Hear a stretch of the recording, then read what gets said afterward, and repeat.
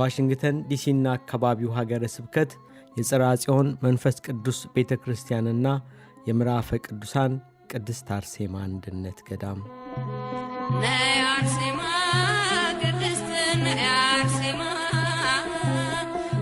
አርሴማ ቅድስት ሰማዕት ገዳሙ ከተገደመ ዓመታት እያለፉ ነው። ከጊዜ ወደ ጊዜ የገዳሙ ይዘት እየሰፋ አሁን 100 ኤከር ላይ ደርሷል። ገዳሙ ለብዙዎች መጽናኛም እየሆነ ነው። ሥጋ በሥራ ሲደክም ነፍስ በአርምሞ ከአምላኳ ጋር ማውራት ስትፈልግ ስፍራ ያስፈልጋል። ከተለያዩ ስቴቶች ወደ ገዳሙ የሚመጡ ምዕመናን ቁጥርን በርክቷል። በነቢዩ በሚልክያስ መጽሐፍ እንደተጻፈ ስሜ እስከ ዓለም ዳርቻ በመላው ዓለም ይጠራል፣ ቅዱሱንም የዕጣን ቁርባን በፊት ያቀርባሉ ተብሎ የተነገረው ትንቢት ተፈጽሞ ዛሬ መስዋዕተ እግዚአብሔር በመላው ዓለም በአረብ ሀገር በሩቅ ምስራቅ ሁሉ ሳይቀር መስዋዕተ እግዚአብሔር እየቀረበ አምልኮተ እግዚአብሔር እየተፈጸመ ቤተክርስቲያን በዓለም የሰፋችበት ዘመን ነው። በዚህም በሰሜን አሜሪካ በርካታ አህጉረ ስብከቶችና በርካታ አብያተ ክርስቲያናት አሉ። ነገር ግን ሰው ከከተማ ወጣ ብሎ መንፈሱን የሚያሳርፍበት በሀገር ቤት እንዳሉ ገዳሞች ሱባኤ የሚይዝበት አርምሞ የሚይዝበት ጸበል የሚጠመቅበት ከአምላኩ ጋራ በጽሞና የሚነጋገርበት ስፍራ ያስፈልግ ነበር። በእግዚአብሔር ፈቃድ ይህ ስፍራ የምዕራፈ ቅዱሳን ቅድስት አርሴማ ገዳም በሜሪላንድ ተዘጋጅቷል። ይህ ስፍራ የተዘጋጀው በእግዚአብሔር ፈቃድ ነው። በመጽሐፍ ያለኔ ምንም ልታደርጉ አትችሉም። እንኳን ገዳምን የሚያል ትልቁን ነገር የራሳችንን የግል ስራችንን ያለ እግዚአብሔር ፈቃድ ልናሳካ አንችልም። ብዙ ውጥን ይወጠንን ብዙ ሐሳብ ያሰብን ግን ያሰብነውን ያላሳካን ሰዎች አለን። ለምን? እግዚአብሔር ሲፈቅድ ነውና ሁሉም ይሳካው። ነገርን ሁሉ በጊዜው ውብ አድርጎ የሚሰራ አምላክ በዚህ በውጭው ዓለም ሰዎች ለራሳቸው ብቻ የሚኖሩበት ዓለም አይደለም። እያንዳንዳችሁ ከበስተጀርባችሁ የተሸከማችሁት ብዙ ነፍስ አለ፣ ብዙ ቤተሰብ አለ። ለግላችሁ የምትኖሩበት ዓለም አይደለም።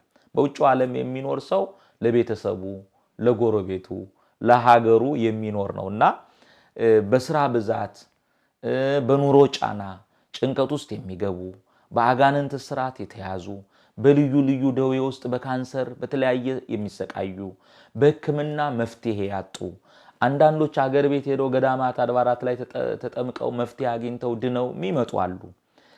በወረቀት ምክንያት ወደ ሀገር ቤት በተለያየ ምክንያት ወደ ሀገር ቤት መሄድ የማይችሉ ከአቅም ማነስ የተነሳ ወደ ሀገር ቤት መሄድ የማይችሉ በር ዘግተው የሚያለቅሱ ወጥተው እንዳይሰሩ በመናፍስት በጭንቀት የታሰሩ ብዙ ሰዎች አሉና እግዚአብሔር ደግሞ የቅርብ አምላክ ነው።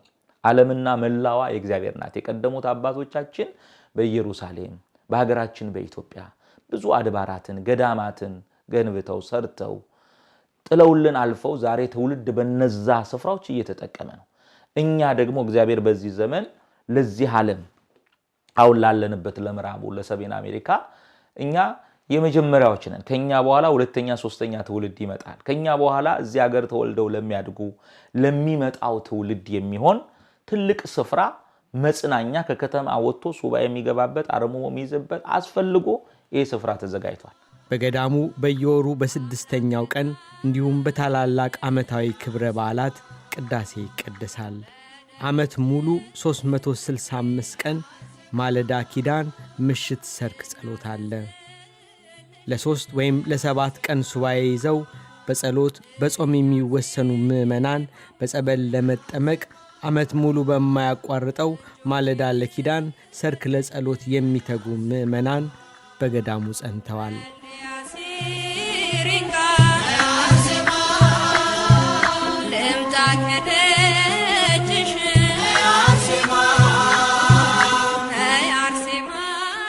ገዳሙ በተገደመ በጥቂት ዓመታት ብዙዎች ወደ ገዳሙ እየመጡ ነው። ከተለያዩ ግዛቶች ከአሜሪካና ከካናዳ እንዲሁም ከአውሮፓ በልዩ ልዩ ደዌ ሥጋ ተይዘው የሚሰቃዩ የቅባ ቅዱስና የጸበል አገልግሎት እያገኙ በእግዚአብሔር ቸርነት በእናታችን በቅድስት ድንግል ማርያም ምልጃ በሰማዕቷ በቅድስት አርሴማ ቃል ኪዳን እየተፈወሱ ምስክርነት እየሰጡ ናቸው። ከጥንት ጀምሮ ከሕገ ልቦና ዘመን ጀምሮ ለእግዚአብሔር የተለዩ ከዓለም ተለይተው ባዕት ይዘው ስፍራ ይዘው በገዳም በዱር በዋሻ የሚጸሉ ቅዱሳን አሉ። ለምሳሌ በሕገ ልቦና ዘመን ካህኑ መልከ ጼዴቅ በሴዊ ሸለቆ መካከል ይጸልይ ነበር። አብርሃምም ከከተማ ወጥቶ ከሚኖርበት ስፍራ ወጥቶ ወደ ሴዊ ሸለቆ ሄዶ በመልከ ጼዴቅ እንደተባረከ የሚገባውን እንዳደረገ በመጽሐፍ ተጽፏል። ኤልያስም ከዓለም ተለይቶ ምንም በዓለም ያሉትን የሚያገለግል እግዚአብሔር ነብይ ቢሆንም በቀርሜሎስ ተራራ የራሱን ባዕት አዘጋጅቶ የሚጸልይ እንደገናም ደግሞ በረከት፣ ድህነት፣ ፈውስ የሚፈልጉ ደግሞ ወደ ቀርሜሎስ ተራራ ይሄዱ እንደነበረ በብሉይ ኪዳን ብዙ ነቢያት እናደርገዋል። በአዲስ ኪዳንም መጥምቀ መለኮት ቅዱስ ዮሐንስም በበረሃ ይኖር የነበረ በምነና ይኖር የነበረ እንደነበረ ኢየሱስ ክርስቶስም ሕዝቡን ከዓለም አውጥቶ በምድረ በዳ በተራራ ላይ እየሰበሰበ ያስተምራቸው እንደነበር በመጽሐፍ ተጽፏል። ስለዚህ ዛሬ የምንኖርበት ዓለም ኃጢአት የሰለጠነበት ውጣውረድ ያለበት ብዙ ጭንቀቶችና ፍርሃቶች ያሉበት ዓለም ነው። በዛ ዓለም ውስጥ በአጋንንት ስርዓት የታሰሩ የመንፈስ ጭንቀት ያለባቸው በጤና የታወኩ እንዲሁም ደግሞ በሕክምና መፍትሄ ያጡ ሰዎች ወደዚህ ገዳም እየመጡ ጸበል እየተጠመቁ ከአጋንንት ስርዓት እየተፈቱ ከጭንቀታቸው ነፃ እየወጡ በሕክምና ፈውስ ያላገኘ ደውያቸውን በእግዚአብሔር ተአምር በሱ ድንቅ ሥራ በሰማዕቷ ቃል ኪዳንና ጸበል ተጠምቀው ከበሽታቸው እየተፈወሱ ነው። ስለዚህ ወደዚህ ገዳም በርካታ ምዕመናን ይመጣሉ። በቅርብ ዓመታት በገዳሙ ውስጥ በተዘጋጀው የሱባኤና የጽሞና የአርምሞ ስፍራ ብዙዎች እየተጠቀሙ ነው። ገዳሙ ባሉት 2 ትላልቅ መኖሪያ ቤቶች የወንዶች የሴቶችና የቤተሰብ የሱባኤ ማረፊያ ስፍራ አዘጋጅቷል። እንደምታዩት ይሄ ከፊት ለፊታችን ያለው የሴቶች ሱባኤ ቤት ነው። 3 ክፍሎች አሉት። ከላይ በመሐከልና ቤዝመንት ክፍል አለው። 2ቱ የላይኛውና መካከለኛው ላይ ያሉ ጸበልተኞች ሱባኤ መግባት የሚፈልጉ እዚሁ እየጸለዩ እየወጡ የሚጠመቁ ሱባኤ የሚይዙበት ሲሆን ቤዝመንቱ ደግሞ አርምሞ መያዝ የሚፈልጉ ሰዎች የሚገቡበት የሱባኤ ቤት ነው። ከፊት ለፊት ደግሞ የምናየው ይሄኛው ቤት ደግሞ የወንዶች ቤት ነው። ይሄም የወንዶች ቤት እንደዚሁ 3 ክፍሎች 3 ስቴፖች አሉት። ክፍሎቹ በርካታዎች ናቸው። የላይኛውና የመካከለኛው ጸበል የሚጠመቁ እዚሁ በሱባኤ የሚቆዩ ሰዎች የሚቆዩበት ሲሆን አርምሞ መያዝ የሚፈልጉ ሰዎች ደግሞ ታች ቤዝመንት ውስጥ ሱባኤ ይዛሉ። እያንዳንዱ ክፍል ለግል ለብቻው መጥቶ ለሚቆይ ሰው ለሲንግል ሰው የተዘጋጀ አለ። በፋሚሊ ለሚመጡ ደግሞ እንደዚሁ የፋሚሊ ክፍሎች ወይም ሩሞች አሉን። ህፃናት ይዘው የሚመጡም ሰዎች ካሉ እነሱ የሚስተናገዱበት ቦታ አለ። በዚህ ታላቅ የአንድነት ገዳም ሱባኤ ለመያዝ የህሊናና የአካል ዝግጅት ማድረግ ይጠበቃል። ሱባኤ ለመግባት ዘመኑንና ሀገሩን በዋጀ መልኩ በኦንላይን ላይ መመዝገብ ቀዳሚ መስፈርት ይሆናል። በኦንላይን ተመዝግበው ክፍት የሆነ የሱባኤ ክፍል ሲኖር በሚያገኙት የፈቃድ መልስ ወደ ገዳሙ መጥተው ሱባኤ መግባት ይችላሉ። እንግዲህ ሱባኤ ለመግባት በሚመጣበት ጊዜ መጀመሪያ በፊት ለፊቱ ላይ እንደሚታየው www.ቅድስት-አርሴማ.org በሚለው ዌብሳይት ተገብቶ የሱባኤ ቤት ፎርም የሚል አለ። ያንን ፎርም መሙላት ያስፈልጋል። ያንን ፎርም ሞልታችሁ ልካችሁ በየቀኑ ይሄን የሚከታተሉ አሉ። እነሱ ደውለው ኮንፈርሜሽን ይሰጧችኋል። በዛ መሰረት ወደ ገዳሙ ትመጣላችሁ ማለት ነው። ልክ ወደ ገዳሙ ስትመጡ የመግቢያና የመውጫ ሰዓቶች አሉ።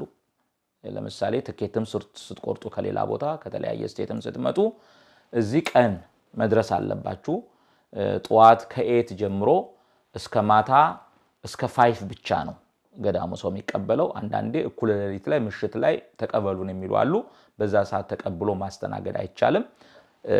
ጠዋት 9 AM እና ከሰዓት ደግሞ 5 PM ላይ የመጨረሻ መቀበያ ይሆናል። ልክ እዚህ በመትመጡ ሰዓት የሚቀበሏችሁ አስተናጋጆች አሉ። አስተናጋጆቹ የሚጠይቋችሁን ዶክመንት መስጠት ይኖርባችኋል። የሚመጣ ሰው አይዲውን ወይ ፓስፖርቱን ኮፒ ማስደረግና መስጠት አለበት። የሚሰጡት መመሪያ አለ። ያንን መመሪያ ተቀበላችሁ በሚሰጧችሁ ሩም ውስጥ ወይም በሚሰጧችሁ የሱባኤ ቤት ክፍል ውስጥ ትገባላችሁ ማለት ነው። ስትወጡ ደግሞ የሱባኤ ጊዜያችሁን ጨርሳችሁ ስትወጡ የመውጫ ፎርም አለ። ያንን ፎርም መውጣት አለባችሁ። ለምን? አገሩ የህግ ሀገር ነው። አንድ ሰው ከቤቱ ወጥቶ መቼ ወጣ፣ የት ነበረ፣ የት ቆየ፣ መቼ ወጥቶ ሄደ የሚለውን የምንጠየቅበት አጋጣሚ ቢኖር አይ እኛ ጋር ከዚህ ቀን ጀምሮ እስከዚህ ቀን ነበረ ወይም ነበረች፣ ይሄው ስትወጣ የፈረመችው ሲወጣ የፈረመው የሚል ማስረጃ መስጠት ይኖርብናል። የሀገሩን ህግ ስለምታውቁ እነዚህን ሁሉ መመሪያዎች ማክበር ይኖርባችኋል ማለት ነው። እያንዳንዱ ሱባኤተኛ የሚሰጠው ክፍል አለ። የሱባኤ ክፍል ከራሱ ክፍል ውጪ ወደ ሌላ ሰው ክፍል መሄድ አይችልም። ከራሱ ክፍል ይወጣል፣ በጸሎት ሰዓት ወደ ቤተክርስቲያን ይሄዳል። ቤተክርስቲያን ጨርሶ ሲመጣ የራሱ ክፍል ውስጥ ነው የሚገባው። ስለዚህ ወንዶችም ጋር ቢሆን ሴቶችም ጋር ቢሆን አንደኛው ወደ ሌላኛው ሰው የሱባኤ ክፍል መግባት አይችልም። ለሱባኤ እዚህ በምንቆይበት ጊዜ የመጣ ነው ከእግዚአብሔር ምህረትን ለመቀበል፣ በጾም በጸሎት እግዚአብሔርን ደጅ ለመጥናት፣ የልቦናችንን መሻት ለሱ ለመንገር የምንመጣባቸው ልዩ ልዩ ምክንያቶች ይኖራሉ። ስለዚህ የመጣንበትን ዓላማ ብቻ ነው በገዳም ውስጥ መፈጸምም ማስፈጸምም ያለብን።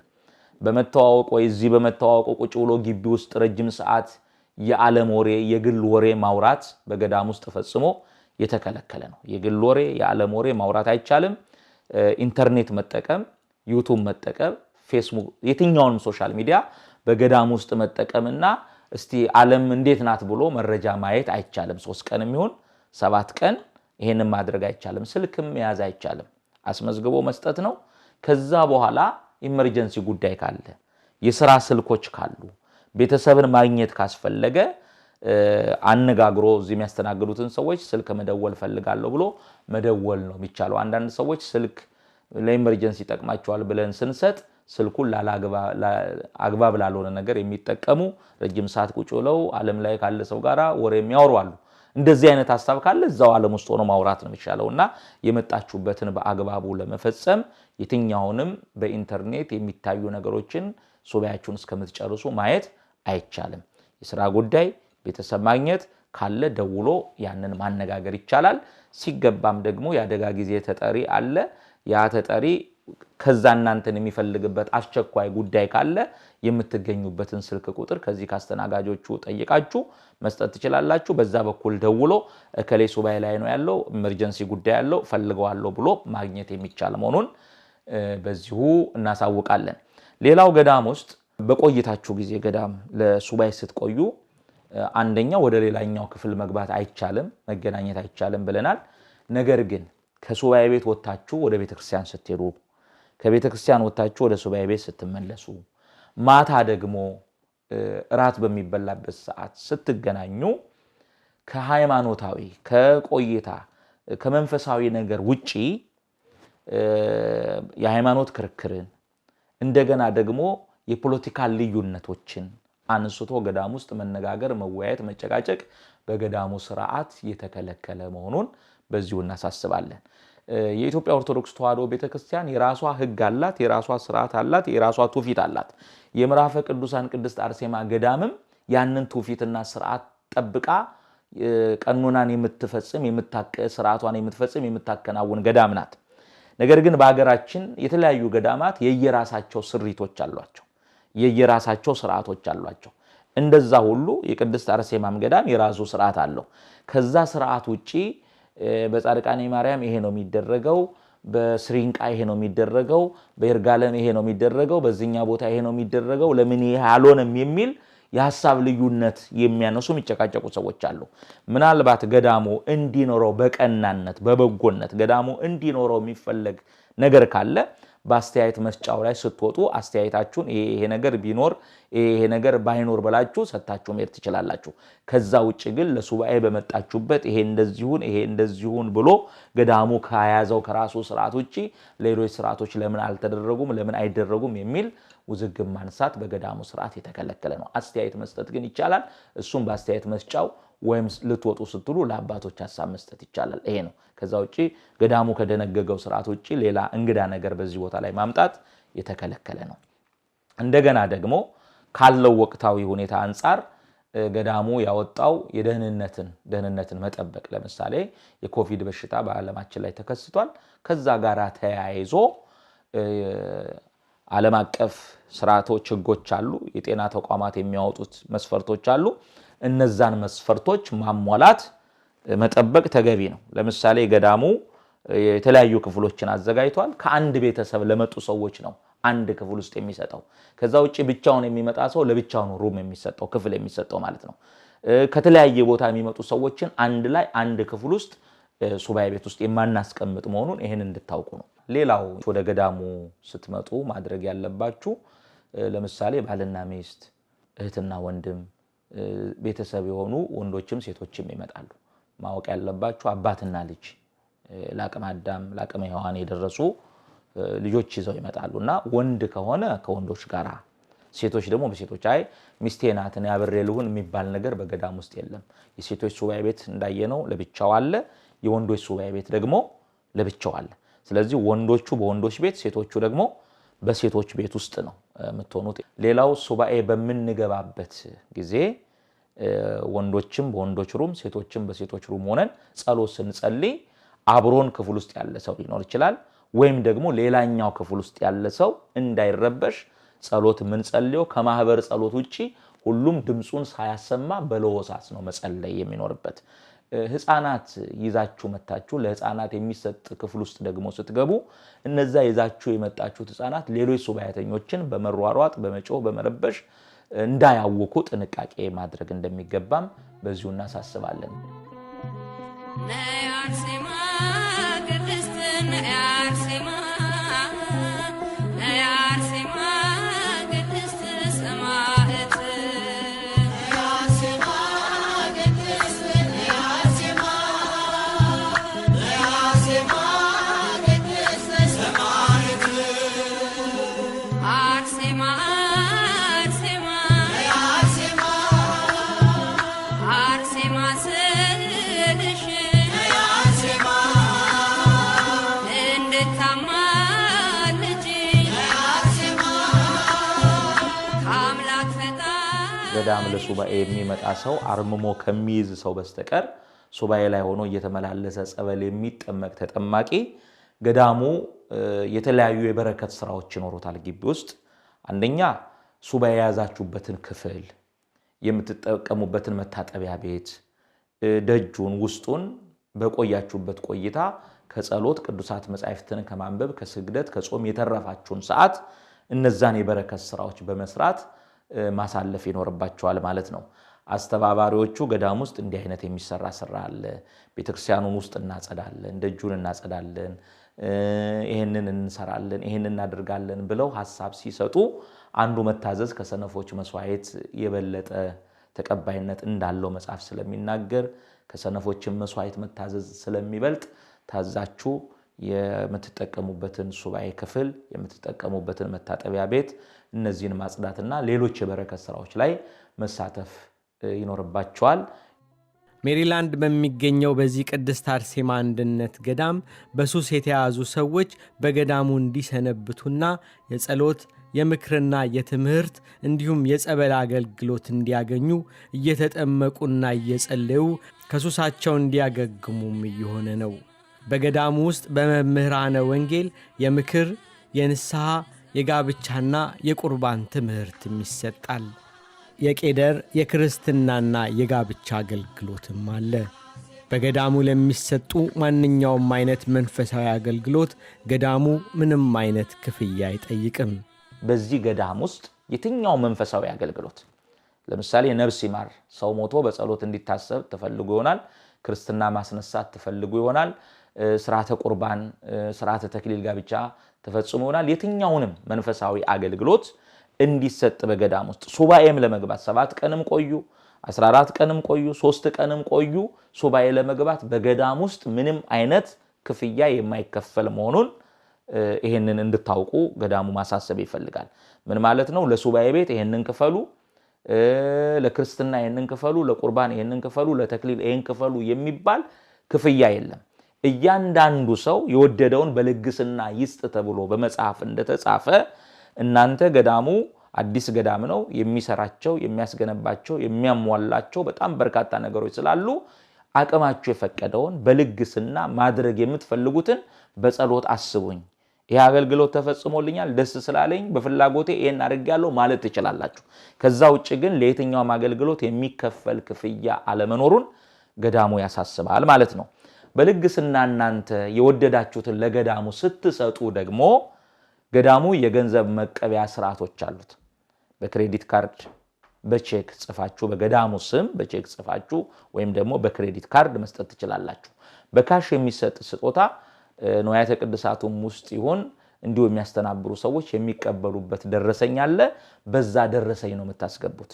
ካሽ ሰጣችሁ ደረሰኝ የማይሰጥ ከሆነ ተቀበላችሁ ሙዳየ ምጽዋት ውስጥ መጨመር እንጂ ያለ ደረሰኝ ለኔም ይሁን ለሌሎችም አባቶች ለማንም መስጠት የማይቻል መሆኑን ይሄን እናሳስባለን። ለምንድነው ይሄን የምንለው?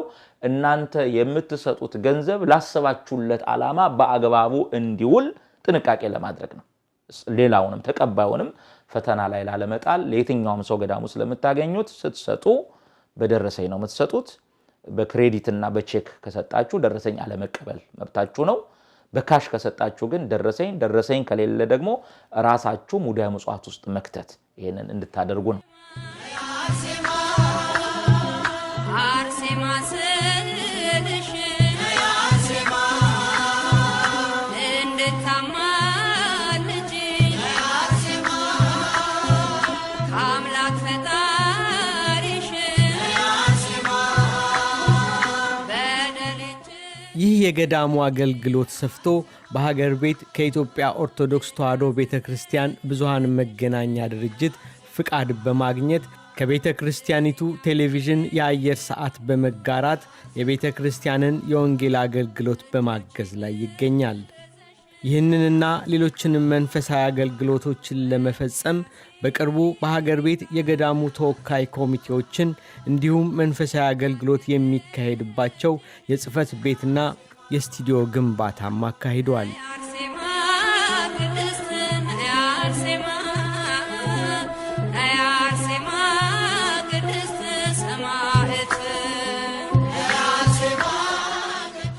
ገዳሙ በዚህ በውጭ አገር ከሚያከናውነው አገልግሎት በተጨማሪ በሀገር ቤት በልዩ ልዩ ቋንቋ የሚያገለግሉ ተተኪ መምህራንን ለመፍጠርና በየሀገረ ስብከታቸው ገብተው እንዲያገለግሉ ከሚመለከታቸው ጋር በመነጋገር ስልጠና ለሚሰጡ አካላት የካህናቱን የማሰልጠኛ ወጪ በገንዘብ ለማገዝ ዝግጅቱንም ጨርሰዋል። በሀገር ቤት በስብከተ ወንጌልና ሐዋርያዊ መምሪያ እንዲሁም ከየሀገረ ስብከቱ ጋር በመመካከር በአንድነት ገዳሙ አስተባባሪነትና ኃላፊነት የሚመራ በተመረጡ ከተሞች ታላላቅ የኦርቶዶክስ ተዋሕዶ የወንጌል ጉባኤ ለመዘርጋት እየተሰራ ነው። ከዚህ ሐዋርያዊ ታላቅ የተዋሕዶ የስብከት አገልግሎት በተጨማሪ ገዳሙ በሀገር ቤት በተፈጥሮ አደጋ ችግር የደረሰባቸው ገዳማትና አድባራት እንዲሁም የገጠር አብያተ ክርስቲያናትንና የማህበረሰብ ክፍሎችን አቅም በፈቀደ መልኩ በጥናት የታገዘ የድጋፍና የእርዳታ አገልግሎት ለማድረግ እየሰራ ነው።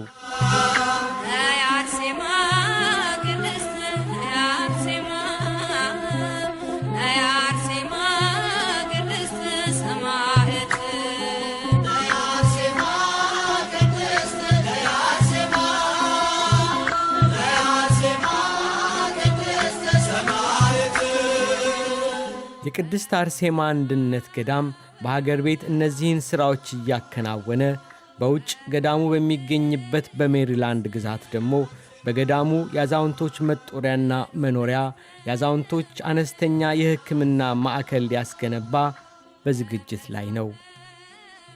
በዚህ በውጭ አገር የሚኖሩ አረጋውያን እናቶችና አባቶች ገዳሙን ቤቴ ብለው በመንፈሳዊ ሕይወትና አገልግሎት የዕድሜያቸውን አመሻሽ ጸበል እየተጠመቁ ንስሐ እየገቡ ሥጋ ወደሙን እየተቀበሉ ከዕድሜያቻዎቻቸው ጋር እያወጉ እንዲኖሩ መመንኮስ የሚሹም እንዲመነኩሱ ሁኔታዎች ተመቻችተዋል።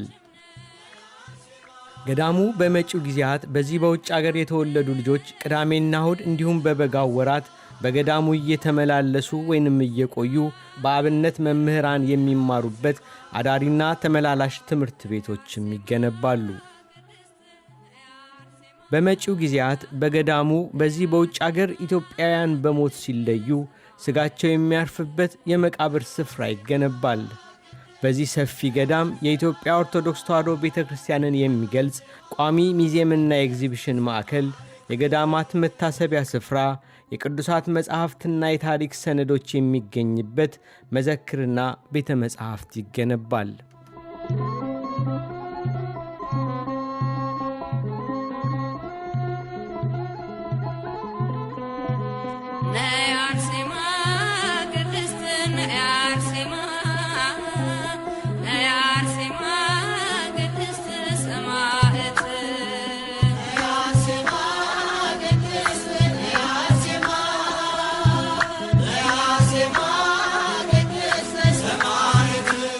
በዋሽንግተን ዲሲና አካባቢው ሀገረ ስብከት በሜሪላንድ ግዛት የምትገኘው የጽርሐ ጽዮን መንፈስ ቅዱስ ቤተ ክርስቲያንና የምዕራፈ ቅዱሳን ቅድስት አርሴማ ገዳም የቤተ ክርስቲያኒቷን እምነት ሥርዓትና ዶግማ ለውጭ ዓለም ለማድረስ ለምዕመናን ልጆቿ ማረፊያና መጽናኛ ለመሆን በሚያስፈልገው ሁሉ ገዳሙ ላይ ድጋፍ ለማድረግ እንዲሁም በጸሎታችሁ እንድታግዙን ይሁን ይላሉ የገዳሙ አባቶች። ይህንን ያየ የተመለከተ ሁሉ በእውነት ተሆነ ይችን ቦታ ሁሉም በአይነ ህሊና ቢመለከተው በእግረ ህሊና መጥቶ ቦታውን ቢረግጥ በአይነ ልቡና ለዚህ ቦታ ቢያስብለት በጸሎትም ሆነ በማንኛውም በችሎታው ቢያስብለት በኢደ ልቡና ቢሰጥ